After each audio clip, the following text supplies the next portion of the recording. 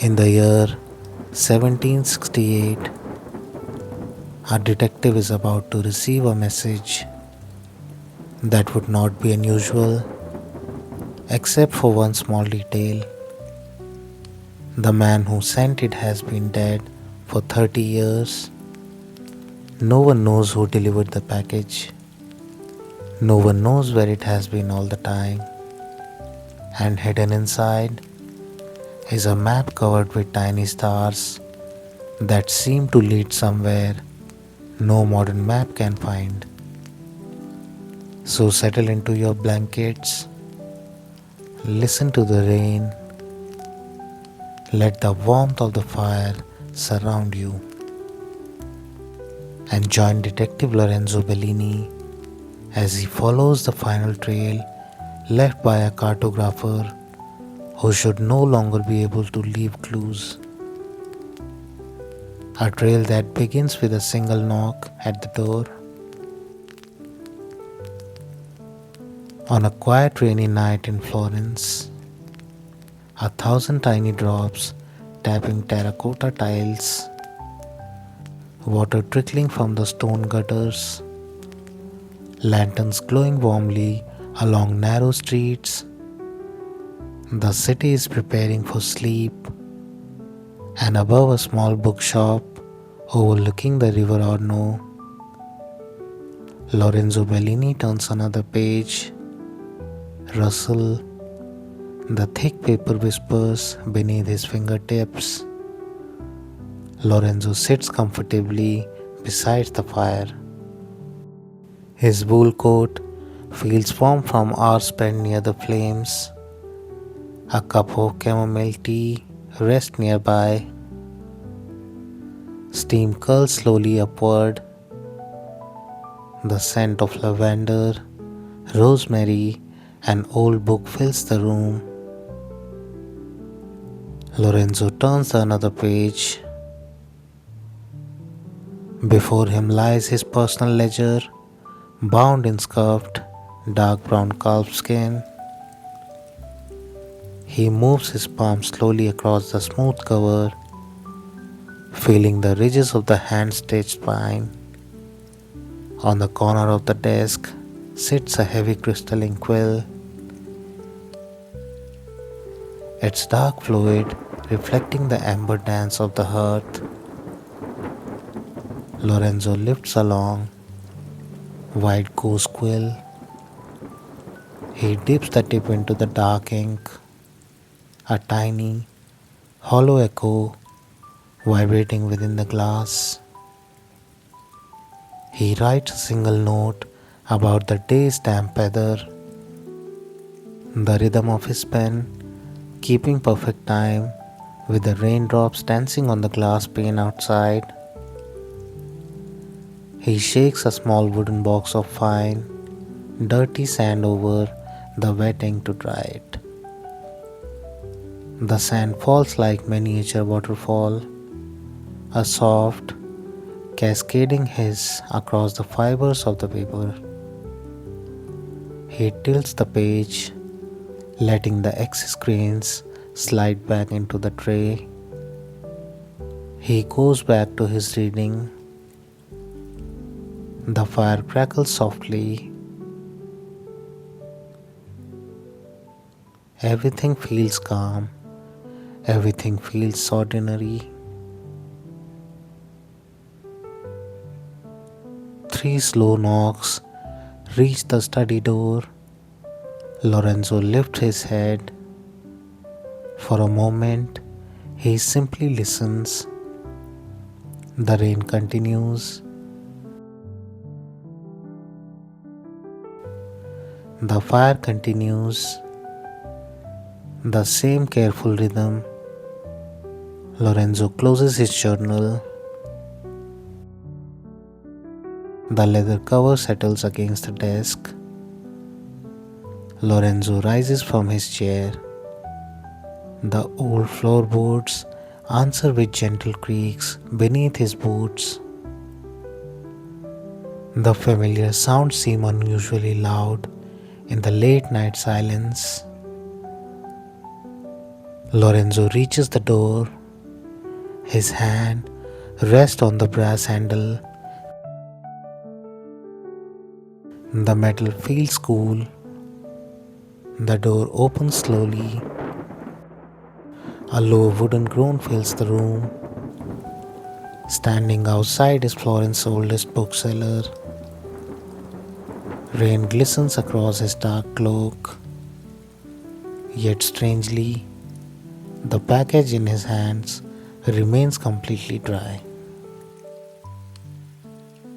Lorenzo notices this immediately.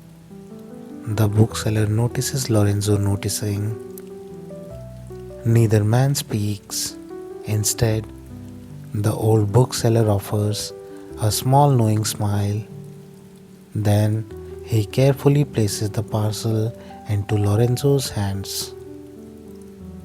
The linen wrapping feels warm, almost impossibly warm, as though it has just been lifted from beside a fire, not carried through rain. Lorenzo studies the parcel. The bookseller simply nods. Then he disappears back into the misty street. Lorenzo watches the old man's silhouette dissolve into the thick, rolling fog of the Arno. The damp night air rushes into the hallway for a brief moment, smelling of wet stone and river moss, before it is gently pushed back by the warmth of the library. The door closes. The room feels quiet again, very quiet. Lorenzo returns to his desk. The fire glows, rain whispers, and slowly he begins to untie the faded twine. Soft pull, soft rustle. The knot loosens. The linen unfolds. Inside rests a map. At first glance, it appears ordinary. A survey of northern Italy. Roads, rivers, villages, trade routes, nothing unusual. Yet Lorenzo's eyes narrow because he recognizes the handwriting immediately. He has seen it before, years ago, deep within the Florence archives. The elegant flowing script belongs to Maestro Aldo Vespucci, the famous cartographer, the map maker, the scholar, the man who died nearly 30 years earlier. Lorenzo gently traces the signature. The ink has faded, but the name remains clear: Aldo Vespucci. The room suddenly feels much quieter. The rain seems softer. The fire seems farther away. Lorenzo reaches into his vest pocket and pulls out a heavy brass magnifying loupe.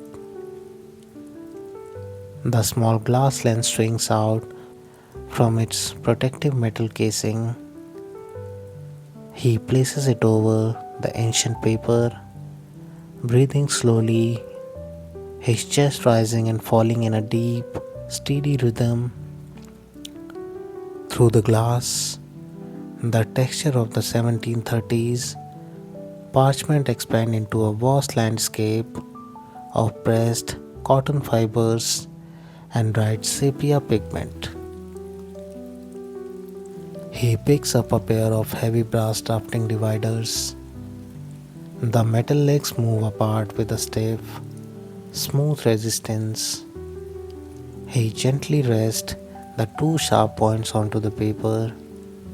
measuring the exact distance between the Orno riverbed and the hills of Five Soul. The metal points make tiny, microscopic bricks on the thick page. The map seems to whisper secrets meant only for the quietest hours of the night. Lorenzo studies the map again, and then he notices a tiny star hidden near the edge, so small it could easily be mistaken for a speck of dust. Lorenzo leans closer. He discovers another and another and another. Not random, intentional, placed with extraordinary precision. Lorenzo reaches for his ruler. The wooden ruler touches the desk. Lorenzo aligns the first two stars, then third, then the fourth. A line begins to emerge, a path, a message, a direction. The stars lead north toward a monastery that does not appear on any modern chart. Lorenzo follows the line once more, slowly, carefully. Then he notices something even stranger. One of the stars has been scratched away deliberately. Someone removed it. Someone changed the map. And hidden beneath the missing star, Lorenzo discovers the faint outline of a symbol he has never seen before. The mystery has only begun. He moves his finger over the scratched parchment. The paper is thin there, worn down by a tiny blade from decades ago. The symbol hidden in the fiber looks like an open eye, or perhaps an hourglass waiting for time to stop. Lorenzo sets his instrument down. The brass dividers and the ruler rest side by side. The fire behind him settles, a heavy log turning to soft, glowing ash with a quiet, hollow crumble. The tea beside him has grown completely cold, but the scent of chamomile remains.